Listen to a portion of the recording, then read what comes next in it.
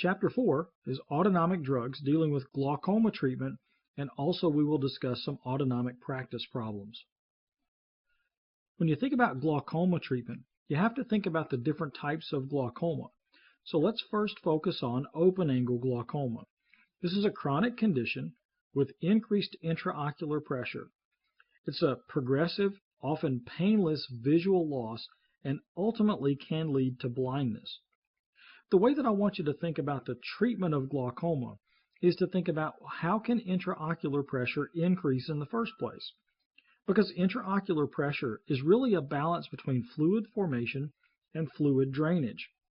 In fact, the two reasons why IOP would go up is because you're increasing fluid formation or you're decreasing fluid drainage. Therefore, the two primary strategies in treating glaucoma is to decrease aqueous humor production or to increase aqueous humor drainage. And all of our drugs fall into those two mechanisms. When it comes to the treatment of open-angle glaucoma, our most popular drugs today are drugs like latanoprost and other prostaglandin analogs. These are PGF2 alpha analogs that can actually increase fluid drainage. Beta blockers are also very popular. Beta blockers, as we've seen earlier, will decrease aqueous humor production. In closed-angle glaucoma, you're going to see a rapid rise in intraocular pressure due to the block of the canalus limb. So this is an acute, a painful condition, possibly even a genetic condition, where you see this rapid rise in intraocular pressure. You need emergency drug management prior to surgery. Carbonic anhydrase inhibitors and beta blockers are common treatments for acute closed-angle glaucoma. The figure on this page does a nice job of showing you the angle in glaucoma. This is the iridocorneal angle. In fact, in closed angle, you see a shallow anterior chamber because of block of outflow drainage through the canalus limb. There's also a note in the margin that discusses the types of drugs we should avoid in patients with closed angle. Stay away from antimuscarinic drugs and alpha-1 agonist because both of those drugs can actually increase intraocular pressure and never to be used in a patient who's already been diagnosed with angle closure glaucoma. Our table here looks at the mechanism of action of drugs used to treat glaucoma. The book only lists pilocarpine and timolol, and certainly both of those are drugs and mechanisms you should understand. You'll notice that I've added a few other drugs that we've mentioned in our discussion about glaucoma treatment. I've added acetazolamide. That is the classic prototype drug of the carbonic anhydrase inhibitors. I've added mannitol, an osmotic diuretic, and latanoprost, which is the prototype of the PGF2 alpha drugs. But when we think about mechanisms, remember, there's only two possible mechanisms here, so let's review. For pilocarpine, a muscarinic agonist. This is a drug that's going to increase the flow, increasing the drainage through the canalus limb. Pilocarpine drains the fluid more effectively. Timolol, beta blockers decrease aqueous humor formation. Carbonic anhydrase inhibitors also will decrease aqueous humor formation. It turns out that the enzyme carbonic anhydrase is important in the production of aqueous humor, so blocking that enzyme decreases the amount of aqueous humor that's formed. Both mannitol and prostaglandin analogs are going to increase fluid drainage. So we've got mannitol, latanoprost, and pilocarpine all drain the fluid more effectively. Beta blockers and carbonic anhydrase inhibitors to decrease aqueous humor formation. Now that we've finished our discussion of glaucoma drugs and drugs in the eye, let's do a few practice questions. Pause the video and we will discuss question 1. A 55-year-old man develops loss of visual accommodation while taking an antidepressant drug. The most likely cause is blockade of which of the following receptors? Remember, when I think about accommodation, I remember that accommodation is purely parasympathetic, and it's mediated by muscarinic receptors. Therefore, if I get a loss of visual accommodation, that's caused by blocking muscarinic receptors. Choice D. Now, perhaps an even more challenging question for you would be this. What is the antidepressant that might be causing this problem? It's also something that we covered earlier. We were discussing groups of drugs that block muscarinic receptors, and among that list were TCAs. Tricyclic antidepressants block muscarinic receptors. They can also affect accommodation. Here's question number 2. Pause the video and we will discuss.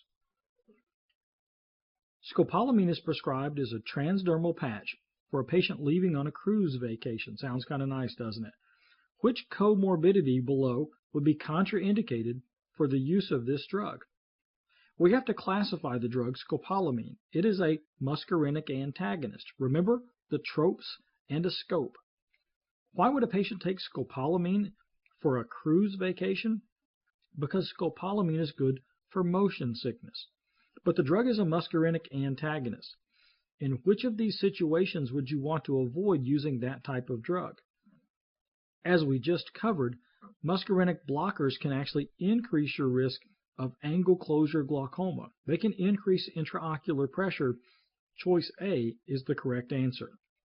Notice that a muscarinic blocker would not cause problems if a patient had bradycardia. This drug would increase the heart rate, and that would be okay. It does not interact with patients who have shellfish allergies. This type of drug would not be harmful for somebody with a resting blood pressure that's normal, 112/70 in this case. And muscarinic blockers are actually useful for patients with Parkinson's disease. So none of those others would be a contraindication for the use of this drug. Here's question number 3, a very challenging question. Take your time, and then we will discuss. So the figure below shows the effects of a drug on the eye, lung airway diameter, and blood vessel diameter. And we have to figure out what drug caused these effects. Well, let's start with the eye. You'll notice that the drug caused the pupil to constrict. You should come up with a couple of options for what type of drug would do that. Pupil constriction could be caused by a muscarinic agonist or by an alpha-1 antagonist. We remember the receptors in the eye controlling pupil diameter are M3 and alpha-1. Stimulating M3s or blocking alpha-1s would cause this effect. When we look at the lungs, the drug caused bronchoconstriction. Now, what are the receptors controlling airway diameter?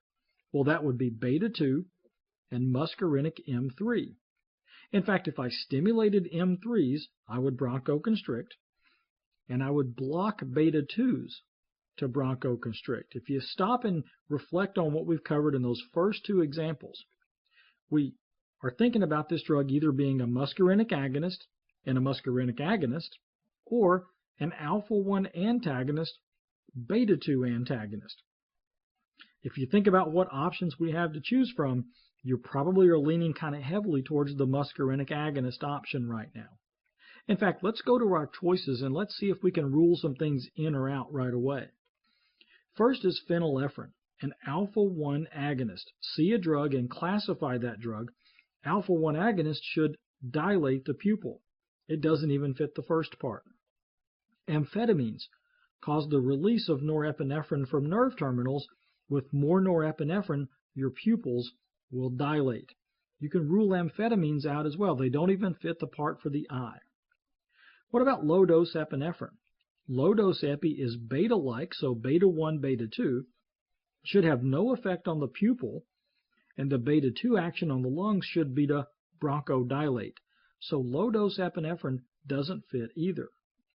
We're left with physostigmine and pilocarpine. Physostigmine is an acetylcholinesterase inhibitor. With more acetylcholine in the eye, I get pupil constriction. With more acetylcholine in the lungs, I get bronchoconstriction. Physostigmine fits both parts. Now what about pilocarpine, a muscarinic agonist? Would directly stimulate M3 receptors in the pupil to cause pupil constriction. Would also stimulate M3 receptors on the lungs to bronchoconstrict. So far I've not been able to distinguish choice D from choice E. When I go to the blood vessel, this is how I can pick, because this drug causes the blood vessel to vasodilate. Only one of these two drugs that are left as options will cause vasodilation, and that will be the direct muscarinic agonist pilocarpine. Do you remember why acetylcholinesterase inhibitors can't cause vasodilation? That's because the M3s on blood vessels are not innervated, a very important point that we made earlier. We're going to look at several of these cardiovascular trace problems. The goal for each of these types of problems is to identify the unknown drug. In this experiment, we're asked to identify drug R. The way that we're going to identify this drug is we're going to look at the control. That would be the drug all by itself. Then we're going to look at this drug in the presence of several different pretreatments. Those would include the drugs phenoxybenzamine, mecamylamine, and propranolol. Now you should recognize each of those drugs, so let's go ahead and label those now. Phenoxybenzamine, well, that's an alpha blocker. The purpose of phenoxybenzamine in this experiment is to show us if drug R has any alpha effects. Propranolol is a beta blocker. Its purpose is to show us if drug R has any beta effects. But what about mecamylamine? You recognize that drug as a ganglion blocker, but what is its purpose in the experiment? Well, that's right. Its purpose is to identify reflexes. Does drug R cause any reflex effects on the heart? Really, in order to solve this type of problem in a reasonable amount of time, by the way, reasonable is defined by the exam as about a minute, you have to use some very specific strategies to quickly go through this. The most important parts of this are knowing your drugs and using your strategies. When I look at the different options for what drug R is, do you notice that each of these drugs listed epi, norepi, phenylephrine, isoproterenol, terbutaline, they're all agonists. Many times that's what the drug is going to be. It's going to be an agonist. So my suggestion to you is to always think about an agonist first, because many times that's what the drug is. All right, here's our strategies. Step 1, analyze the control. When I look at drug R, I notice that the blood pressure goes up. Now identify the receptor likely being stimulated. Increased blood pressure, that's alpha-1 vasoconstriction. At the same time, drug R increases the heart rate, that's beta-1 tachycardia. So step 1 was analyze the control, and it looks like drug R is an alpha-1 beta-1 agonist. Everybody should see that up to this point. Now, step 2. We're going to go to one of the pretreatments, but my favorite pretreatment to look at next is the trace for mecamylamine. Let's go to the ganglion blocker, because the next thing that I want to solve, does drug R have any reflexes? So when I look at the trace, here's how I solve. I ask, did mecamylamine change the trace? Did the effect of drug R in the presence of mecamylamine look any different from drug R all by itself? And the answer in this case is no. Drug R had no effect. The trace looked exactly the same. The blood pressure went up and the heart rate went up. No effect of the ganglion blocker means what? It means drug R works directly on the heart, directly stimulating beta-1s. Step 3. Look at the alpha blocker. Make it simple.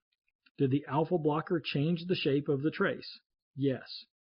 You'll notice that the blood pressure returned mostly to normal when we use the alpha blocker. That indicates that drug R has alpha-1 properties.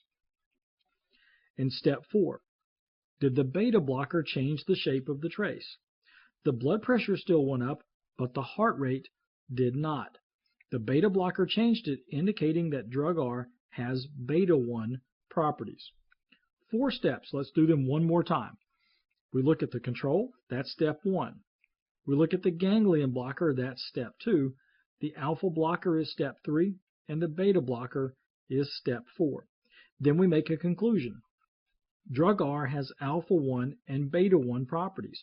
Some of you are thinking, well, that's what we started with. That's what we identified in the control, but it was nice to verify that by looking at the rest of the experiment.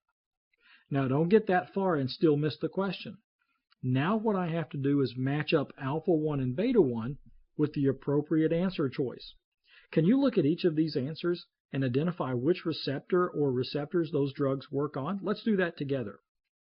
For epinephrine, it's alpha 1, alpha 2, beta 1, and beta 2. For norepinephrine, alpha 1, alpha 2, beta 1. Phenylephrine is just alpha 1, isoproterenol, beta 1 and beta 2. And terbutaline is just beta 2. Let's put that up now and look at those. The only difference in what I said and what I just put up on my slide is this. I went ahead and took out the alpha 2 portion for epi and norepi because I never identify alpha 2 having any effects on these types of examples, these types of experiments.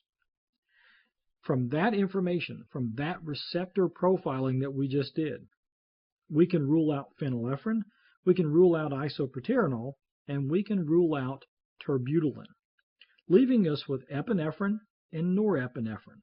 Some of you have already made up your mind. You said, well, it's got to be norepinephrine. It's a perfect fit.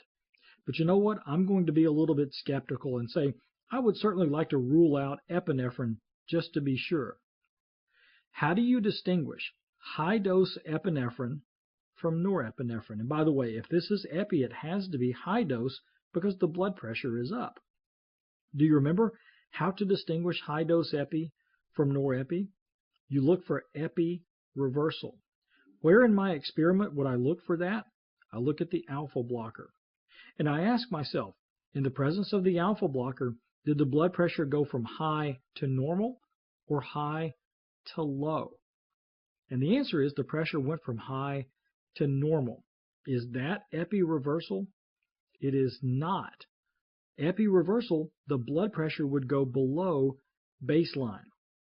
That's how we rule that it's not epinephrine, therefore drug R must be norepinephrine. Again, I recognize that some of you are going to be very critical. You're thinking, I think, Dr. Harris, you just took about 7 minutes to go over that slide, yet you told me I have to answer the question in 60 seconds or less. How about if we do it again? One more time, but let's do it like you would on test day. So here's the problem. Step 1, analyze the control. We see that the pressure goes up, alpha 1, the heart rate goes up, beta 1. Step 2, look at the ganglion blocker, no effect. Step 3, the alpha blocker, proves that there are alpha 1 properties. Step 4, look at the beta blocker, proves that there are beta 1 properties. We conclude alpha 1, beta 1. We look at our answer choices and say, well, it could be epi or norepi. Let me go look for epi reversal. Nope, it's not there. Therefore, I conclude this drug is norepinephrine. Choice B. By the way, I think that took about 40 seconds. You still had 20 seconds left over to think about it some more, but you didn't need to. If you use the strategies, you can solve these problems in the appropriate amount of time. Next, we have to solve the problem for identifying drug U. If you've not had an opportunity to try this problem on your own, I suggest you pause the video, try it, and then listen to the discussion. In order to identify drug U, step 1 is to analyze the control. When we give drug U, the blood pressure goes up. You have to identify that as an alpha 1 vasoconstriction. That was step 1. Remember that step 2, go to the ganglion blocker. Mecamylamine had no effect. The ganglion blocker had no effect on this problem. By the way, the heart rate has not changed anyway, so we didn't expect that there was a reflex happening anyway, but follow the steps nonetheless. Step 3, analyze the alpha blocker. And notice that phenoxybenzamine completely prevented the action of drug U, proving to us that it was an alpha 1 effect for this drug. And step 4, look at the beta blocker. Propranolol had no effect. Our conclusion, drug U is a pure alpha 1 agonist. Who fits that profile? That would be phenylephrine. Absolutely right. Now I have two other thoughts to share with you on this problem. First is, some of you expected to see not only phenylephrine increasing the blood pressure, but you also expected to see a reflex bradycardia. That's not something you should worry too much about. Perhaps if we'd allowed this experiment to go on even longer, in time, we would have seen that reflex bradycardia caused by the increase in blood pressure. But it didn't really change how you solved the problem. You still would have gotten this problem right. A second thought is, if anybody was distracted by answer choice E, which is tyramine, that's not a common option in some of these types of problems, so let's address tyramine right now. How would you know drug U is not tyramine? Tyramine, of course, is a releaser of norepinephrine, works very similar to amphetamines. If it causes the release of norepinephrine, that means tyramine not only gives you alpha effects, but also it gives you beta effects. If drug U was tyramine, I would have seen an immediate tachycardia caused by the beta-1 effects on the heart. Next, we will analyze drug S. If you haven't tried this problem, pause the video and do it now. In order to identify drug S, step 1, analyze the control. When we give drug S, you should notice that there is an initial increase in the blood pressure, but it seems that the general trend, though, over time is that the pressure goes down. It's also evident right from the very beginning that the heart rate is going to increase. I would suggest that you go with the general trend of decreased blood pressure, increased heart rate, and therefore our analysis in step 1 says it's beta-1 and beta-2. Some of you are still worried about that little blip at the beginning. Perhaps that is an effect on the heart prior to an effect on the blood vessels. When I stimulate beta-1s, I increase cardiac output, and that can have an influence on the blood pressure, but the vasodilating effect perhaps overcame that. It's not something to worry too much about. Follow the general pattern of the graph. So step 1 says it looks like it's beta-1 and beta-2. Step 2, go to the ganglion blocker. Notice the ganglion blocker did not change the trace, therefore there was no effect. Importantly, what you just demonstrated was that drug S works directly on beta-1s. It's a direct tachycardia instead of a reflex tachycardia. Step 3, go to the alpha blocker. The alpha blocker had no effect, proving that drug S does not have any alpha properties. And then step 4. Step 4, go to the beta blocker. You notice that the beta blocker prevented both the decrease in the blood pressure and the increase in the heart rate. We have beta-1 and beta-2 properties. So again, if you're still bothered by the control, solve the rest of the problem and you will figure this out. So we identify that drug S has beta-1 and beta-2 effects. The best answer there, choice D, isoproterenol. Perhaps, though, some of you want to make an argument for another answer choice. Can you see another answer that perhaps could also be correct here? Because I do. That choice would be epinephrine, but you would have to specify the dose. You would have to say, well, epinephrine in a low dose would be beta-1 and beta-2, and that would also be correct. So because we didn't specify the dose here, isoproterenol is still the better option. Next, we want to identify drug H. If you haven't tried this problem on your own, pause the video now, solve it, and then come back for the discussion. In order to solve drug H, step 1, analyze the control. The blood pressure goes up, the heart rate goes up. An increase in blood pressure says alpha-1, increase in heart rate says beta-1. Now some of you right now are thinking, I've already seen this trace. We covered a drug earlier, drug R, that looked exactly the same in the control. So you're thinking, I already know that this is norepinephrine. Well, just for fun, let's continue to go through the steps and let's make sure that that's the case. Step 2, analyze the ganglion blocker. Mecamylamine did not change the trace, there was no effect. So there are no reflexes in this experiment. Step 3, look at the alpha blocker. Here's something very interesting. Not only did the alpha blocker have an effect, we actually see the blood pressure decrease below baseline. In fact, that's the most important part of this diagram. Definitely proving drug H has alpha-1 properties, but perhaps already answering the question. But let's complete our steps. Step 4. The beta blocker definitely prevented the increase in heart rate, proving that drug H has beta-1 properties. Just like we did for drug R, we decided that this drug looks like an alpha-1 and beta-1 agonist, and our two choices were epinephrine and norepinephrine. But here's how you distinguish those two. Look at the alpha blocker. In the case of drug R that we covered earlier, the alpha blocker simply returned the blood pressure to normal. But this time for drug H, the blood pressure goes below baseline. And this is epi-reversal. The correct answer here is choice A. It's epi-reversal when you see high blood pressure going to low blood pressure in the presence of an alpha blocker. So always compare the trace for drug R with the trace for drug H. Next we have drug X. If you've not tried to solve this problem yet, stop the video and do so now.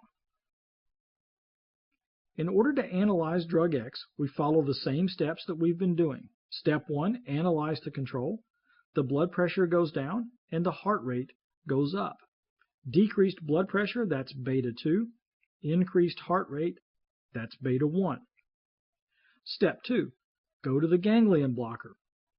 At this point, you might have gotten very comfortable of going to the ganglion blocker part of this diagram and saying the ganglion blocker had no effect. But you can't say that this time, can you? Look at the trace for mecamylamine. For the first time, the ganglion blocker stopped the action of this drug. The fact that the ganglion blocker had an effect proves to us the tachycardia that we observed initially was a reflex tachycardia. Go back to the beginning. The control we thought was a beta-1, beta-2 agonist. But now the ganglion blocker tells us, hey, drug X actually does not work on beta-1 receptors. The only reason it changes beta-1s is because of beta-2 vasodilation, decreased blood pressure, and reflex tachycardia. If I were you, I would go back to my thoughts on the control and I would mark out beta-1. Drug X does not work directly on beta-1s. Step 3 says look at the alpha blocker. The alpha blocker had no effect. Drug X has no alpha properties. Step 4, look at the beta blocker. Propranolol blocked both the beta-1 and the beta-2 effects of drug X. But importantly, the beta blocker does not tell you whether or not the effect on the heart rate was direct or a reflex. Propranolol, in fact, doesn't even care. It doesn't know if the action on the heart was due to direct action of the drug or a reflex sympathetic action on the heart. The most important part of this diagram, the ganglion blocker. That's what's going to rule out beta-1 as a property of this drug and help us to conclude that drug X is just a beta-2 agonist. That's why it's choice E, terbutaline. Make sure you compare drug X with drug S, a drug that we covered earlier that also we thought initially was beta-1, beta-2, but in the case of drug S, the ganglion blocker had no effect, proving to us that drug S was working directly on beta-1s. You should see how drug X is different. In this diagram, we have a couple of different drugs that we have to identify. We have to identify drug X and drug Y. If you've not had an opportunity to think about this diagram, I suggest you pause the video now and then come back and we will discuss. You might have found that this diagram was pretty challenging compared to the others that we've observed. When I think about the experiment, first we give drug X all by itself, and we observe what drug X does to cardiac output, TPR, blood pressure, and respiratory resistance. Now we're adding respiratory resistance. That's something we haven't really covered previously.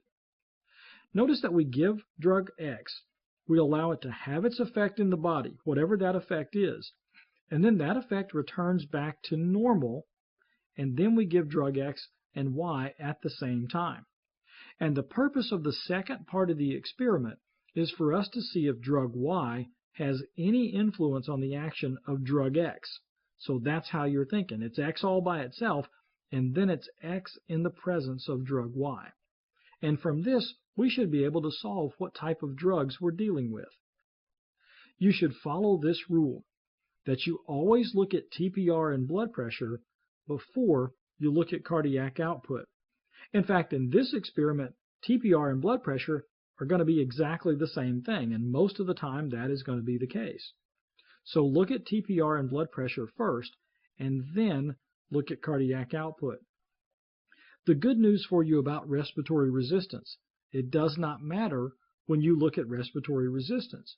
I could cover respiratory resistance first, or it could be the last thing that I look at in this experiment, and I can still get it right.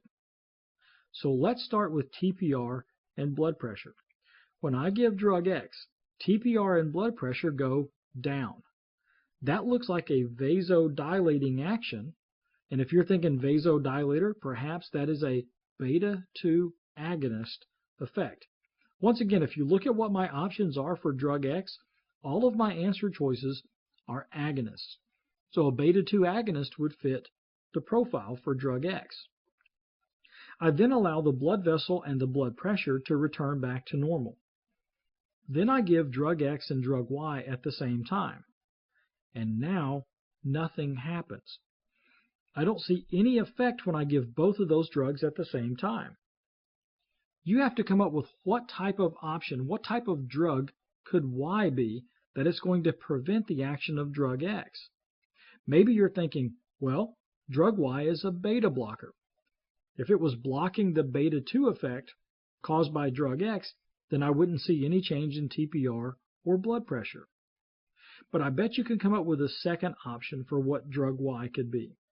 Because besides pharmacologically opposing drug X, could drug Y physiologically oppose drug X? I mean, what's the other receptor on your blood vessel that would do the opposite of what a beta-2 agonist would do? Well, if I stimulated alpha-1 receptors, an alpha-1 agonist would vasoconstrict, and that would oppose the vasodilating actions caused by a beta-2 agonist. So those are my two options for what drug Y could be, beta blocker or alpha-1 agonist. Now let's go to cardiac output. You have to be very critical here as I look at what drug X does to cardiac output. Immediately when I give drug X at the arrow, nothing happens. There's no immediate effect of drug X on cardiac output. Do you notice how as a little bit of time passes, there is no change in cardiac output? But if I wait long enough, I see an increase in cardiac output. So what does that time delay in the effect of drug X indicate to you? It indicates to me that there was no direct effect of drug X on the heart. In other words, drug X does not have any direct beta-1 effects. But I can get a reflex increase in cardiac output, and that happened because the blood pressure was decreased. The drop in blood pressure caused by drug X led to a reflex tachycardia and increased cardiac output. I then allow the cardiac output to return to normal. Now I give X and Y at the same time, and what happens to cardiac output? Nothing. The reason why the cardiac output didn't change is because the blood pressure did not change. If the pressure stays normal, I'm not going to get any kind of reflex tachycardia and increase in cardiac output. The most important part of analyzing the cardiac output here was to show that drug X did not have any direct effect on the heart. So it wasn't beta-1. Now, let's solve for respiratory resistance. When I give drug X, respiratory resistance decreases. That indicates that I am bronchodilating. A decrease in respiratory resistance is consistent with what we thought drug X was, which is beta-2 agonist. I allow respiratory resistance to return to normal. Then I give drug X and Y at the same time. Do you notice that I get the same thing? That I still see a decrease in respiratory resistance. In this case, Drug Y did not block the action of drug X. This is very critical. If Y doesn't block drug X, then Y is not a beta blocker. Remember how earlier we came up with two options for what drug Y could be? We just eliminated one of those options. Since Y is not a beta blocker, you should be thinking that Y is an alpha-1 agonist. And we've already illustrated that we think that drug X is a beta-2 agonist. Do you find a pair of drugs that matches up with that? Sure, look at choice D, terbutaline, beta-2 agonist, and phenylephrine, alpha-1 agonist. In this graph, we're asked to identify drug X. But in the experiment, we're having to look at the effects of acetylcholine. If you haven't had an opportunity to spend some time thinking about this question, do so now. Pause the video, come back, and we will discuss. In this experiment, we're looking at blood pressure and heart rate changes in the presence of acetylcholine. Notice how we give acetylcholine first. We observe its effects on blood pressure and heart rate, but we allow the blood pressure and heart rate to return back to normal before we give drug X. We then give drug X, and notice while drug X is still working, we give acetylcholine a second time. Many folks will have trouble with this graph because they don't look for the big picture concept. The big picture is this. This is an experiment where we look at acetylcholine all by itself versus acetylcholine in the presence of drug X. So let's analyze acetylcholine all by itself first. So the blood pressure goes down. That is an M3 vasodilation. That's stimulating those M3s on blood vessels, and that would happen if I gave you acetylcholine as a drug. At the same time, when I give acetylcholine, I will see a decrease in the heart rate. That's an M2-mediated bradycardia. So those are the immediate effects of acetylcholine. But notice that the heart rate does not stay down. The heart rate, in fact, goes up above normal. I see a tachycardia. You should identify that effect as a reflex tachycardia. Why did I get a reflex tachycardia with acetylcholine? Because my blood pressure was decreased, and the blood vessel will overcome the direct action on the heart. Now, both the heart rate and the blood pressure have returned back to normal. So now we give drug X. Drug X increases the heart rate, but decreases the blood pressure. Now, some of you are ready to answer this question. You're thinking, well, tachycardia, that's beta-1. Decrease in blood pressure, that's beta-2. Beta-1, beta-2, that's isoproterenol. And you go look at your answer choices, and it's not there. But you also remember, I said earlier that if it's not isoproterenol, it could be low-dose epinephrine. So now you go look at your answer choices, and you say, that's not there either. So at this point, are you ready to give up? No, don't give up. Keep going just for fun, because that's all we're doing, folks, is we're just having fun. Notice that while drug X is still working, we give acetylcholine. Answer this question, and I guarantee you, you will get this right. What is different when I give acetylcholine the second time compared to when I gave it the first time? Well, what's similar is that the blood pressure still goes down, the heart rate still goes down, but what's missing from the right side of the picture that was there on the left side? Don't you see it? There's no reflex tachycardia. The heart rate is down and the blood pressure is down, but I don't see an increase in the heart rate. Somehow, drug X must have prevented reflexes. Now, doesn't that give you another option for what it could be? What type of drug blocks all reflexes? And that would be ganglion blockers. So we have one of those in choice A, hexamethonium. That's what drug X is. It's a ganglion blocker. It's not the most obvious answer choice if you analyze the properties of drug X. So let's answer the question of why does a ganglion blocker decrease blood pressure but increase heart rate? Do you remember how to summarize the properties of ganglion blockers? Ganglion blockers block the dominant system. So who's the dominant system on heart rate? Is it sympathetic or parasympathetic? Now, the heart is an organ that's dually innervated, so parasympathetics dominate. Ganglion blockers give you the opposite effect of the dominant system. So what's opposite of a parasympathetic effect on the heart? That's right, tachycardia. That's what we get. Who's the dominant system on your blood vessels? Blood vessels are only innervated by sympathetics. Sympathetics are dominant and they would vasoconstrict. So what does a ganglion blocker do?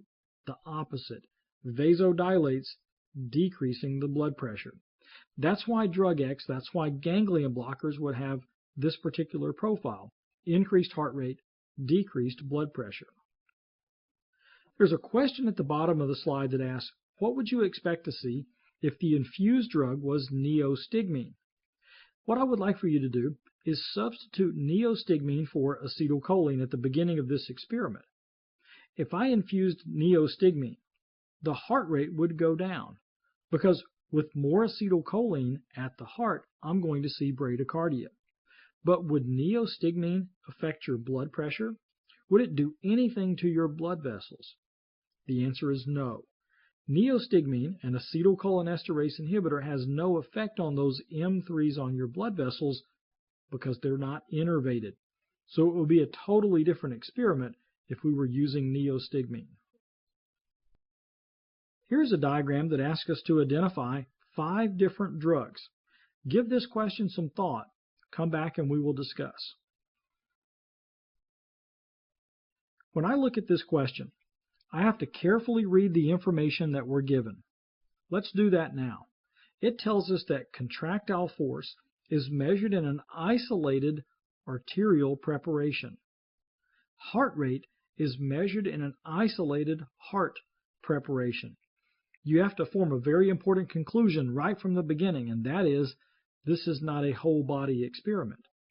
The blood vessel has been isolated. It's a blood vessel in a water bath in a laboratory somewhere. The heart has been isolated from the body, so we measure heart rate in a water bath. So this is kind of like the mad scientist experiment. It's not a whole body experiment, and importantly, that means there are no reflexes. There are no reflexes. Maybe this makes it a little bit simpler, because every action of the drugs that we see here is a direct effect of that drug. We also see in the experimental design that there's no washout between drugs, and what that means is sometimes we give a second drug while the first one is still working. There's also another challenge. When we look at our answer choices for the first time, we not only have agonists as options, but we have antagonists as options. So that mixes up our choices here. But I'm going to suggest this strategy.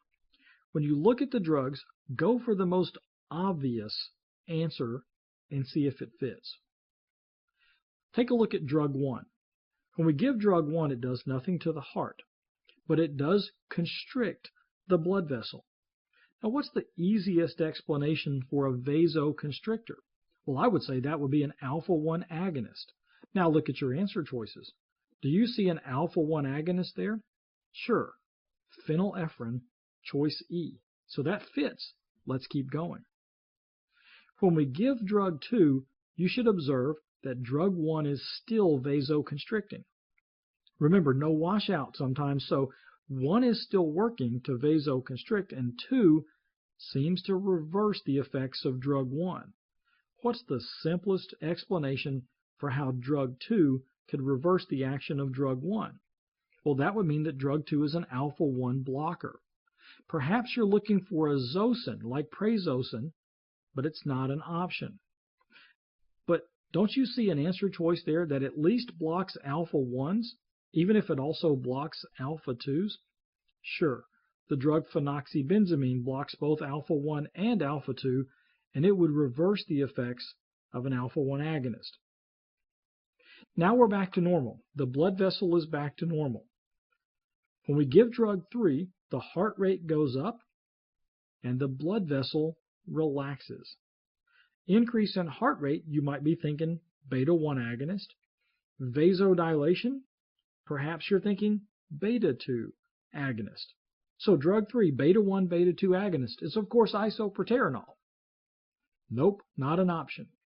But what is an alternative choice? Besides isoproterenol, this could be low-dose epinephrine. Epi could be an option for drug number 3. When we give drug number 4, the heart rate is still increased and the blood pressure, or the blood vessel rather, is vasodilated.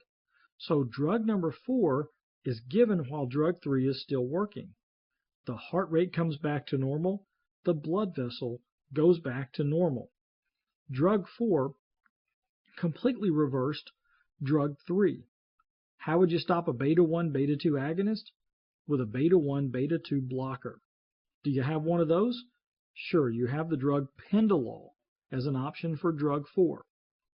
Of course, if you've solved the first 4 drugs, pretty easy to identify drug 5. It's the one that's left.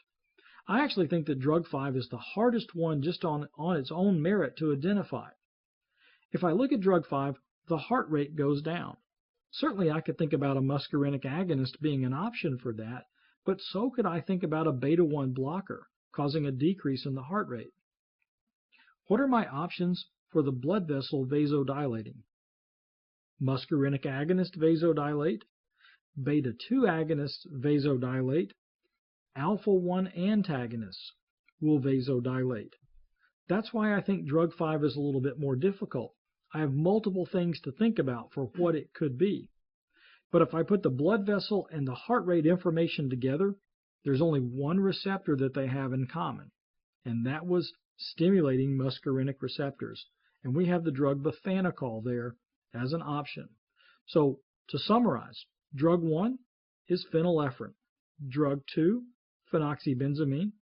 Drug 3 is epinephrine, presumably in a low dose. Drug 4 is Pendolol. And drug 5, bifenacol.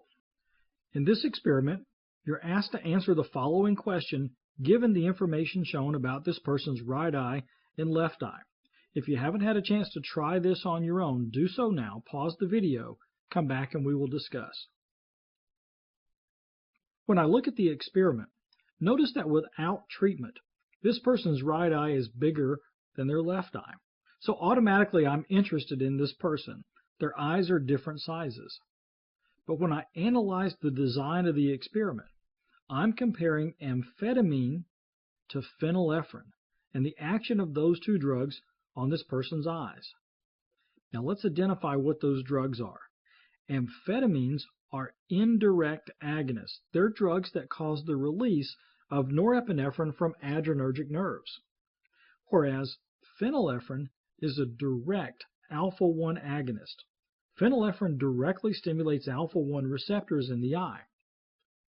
That's the key to this question. One drug working directly on the eye, the other drug working on the presynaptic nerve. When I give amphetamine, the person's right eye dilates as expected. I get mydriasis. But their left eye does not respond. No effect from amphetamine in the left eye. When I give phenylephrine, I get mydriasis of the right eye. The right eye dilates just as I would expect. The left eye dilates, but to a significant effect. I get significant mydriasis when I give phenylephrine to the left eye. From this information, we're asked to respond to the question that these responses are compatible with the conclusion that the left eye had what? Can you answer this question? Is this a receptor problem in the left eye, or is it a transmitter problem? That's the key. It's not a receptor problem because phenylephrine was able to dilate the left eye. It definitely has alpha-1 receptors. The problem with the left eye is with the neurotransmitter. And the reason that you know that is because a drug like amphetamine, which causes the release of norepinephrine, norepinephrine should be able to stimulate alpha-1s to dilate the pupil. But it seems like amphetamine is unable to do that in this experiment. Perhaps it's because the left eye is lacking adrenergic innervation. If you look at the option choice E, denervation of the radial muscle would explain why the left eye does not respond to an indirect agonist, no nerve, but it does respond to a direct agonist, because it's got receptors. Maybe the remaining question is, why did the left eye dilate so significantly when I gave that person phenylephrine? Well, if the left eye does not have innervation, how does the pupil, how is the radial muscle specifically going to respond to the lack of stimulation? Because it wants to be stimulated, it's going to upregulate its alpha-1 receptors. When I finally add an agonist like phenylephrine, I get major pupil dilation because of all of the alpha-1s there on the left eye. It's what's called denervation supersensitivity. You get a significant response due to the lack of innervation and the upregulation of receptors. Our last diagram asks us to analyze 4 different drugs, looking at their effects on the heart rate, and then identify each of those drugs. Take some time if you've not already and review this problem and come back and we will discuss. Because this problem deals with heart rate changes, many folks find this one even more challenging than some of the others that we've covered. But folks, let me reassure you, it's the same strategies that we've used previously. Step 1, analyze the control. When I look at drug P, I notice that it causes an increase in the heart rate. It causes tachycardia. Step 2, you know what step 2 is. Analyze the ganglion blocker. When I look at the ganglion blocker hexamethonium, all I have to do is say, did the ganglion blocker change the control? And the answer for drug P is yes. The ganglion blocker changed the control. What does that mean for us? It means that drug P caused a reflex tachycardia. Now, go with this thought. If drug P caused a reflex tachycardia, what had to happen to your blood pressure in order to cause a reflex tachycardia? Your blood pressure must have decreased, which means drug P is probably a vasodilator. Vasodilators would decrease the pressure and cause a reflex tachycardia.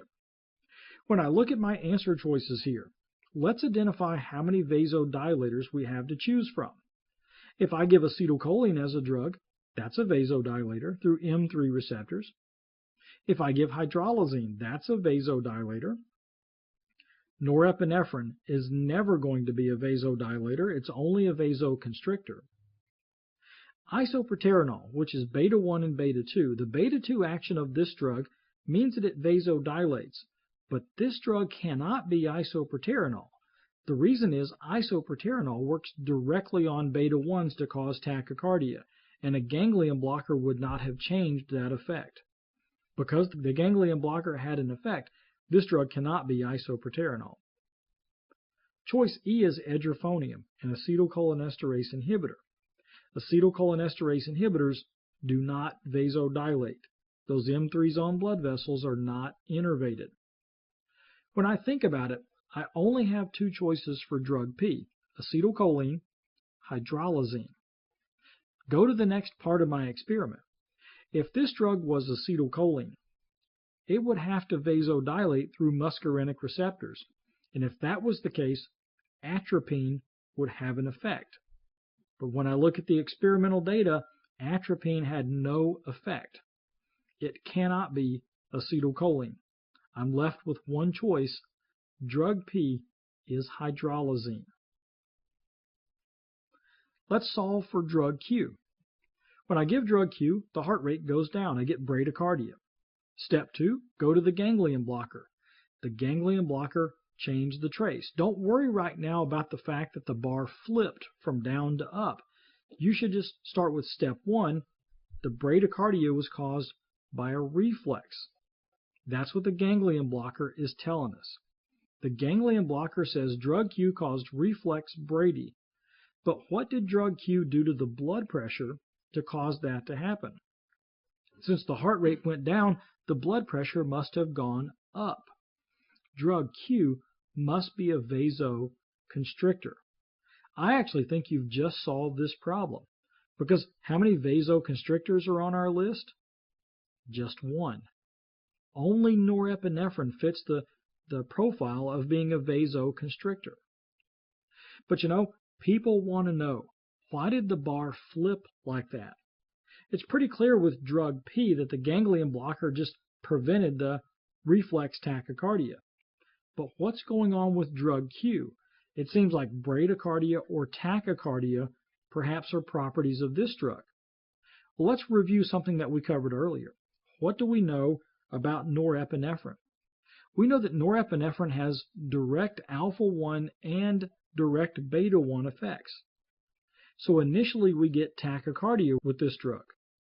But over time, the fact that we have an increase in blood pressure causes a reflex bradycardia to occur. So isn't it true that norepinephrine can both increase and decrease the heart rate? One is direct, one is a reflex. What does the ganglion blocker take away? It takes away the reflex. So what's left for norepinephrine to do? That's right, cause tachycardia. Anytime I see a heart rate graph go from down to up or vice versa, that indicates to me we have a drug that can have both direct and reflex effects on the heart. In fact, we see the same exact thing happen in the presence of atropine. Atropine blocks the bradycardia, leaving us only with norepinephrine causing direct tachycardia. Next, let's look at drug R. Drug R causes tachycardia. Step 2 says go to the ganglion blocker. The ganglion blocker had no effect, indicating that the tachycardia caused by drug R was direct. This must be a direct beta-1 effect. When I look at my options that are there, my choice is going to be isoproterenol. Isoproterenol will consistently give me tachycardia as a direct beta-1 effect. And that effect is not going to be overcome by any type of reflex. So drug R might have been one of the easier ones to solve. Direct beta-1 effects fits the profile for isoproterenol. Finally, we have drug S. Drug S caused tachycardia. Step 2, look at the ganglion blocker, proves that it was a reflex tachycardia. Kind of similar to what we solved earlier for drug P. If drug S is causing a reflex tachycardia, that means the blood pressure must have gone down. Drug S must be a vasodilator. We come up with the same thought for drug P, and we looked at the options and we concluded that there are really only two possible vasodilators, acetylcholine and hydralazine. So how do you choose between those two? Well, if drug S is really acetylcholine, then atropine should stop it because atropine blocks muscarinic receptors. And when we look at that part of our experiment, we see that atropine does stop the action of drug S, proving to us that drug S was acetylcholine, distinguishing it from hydralazine.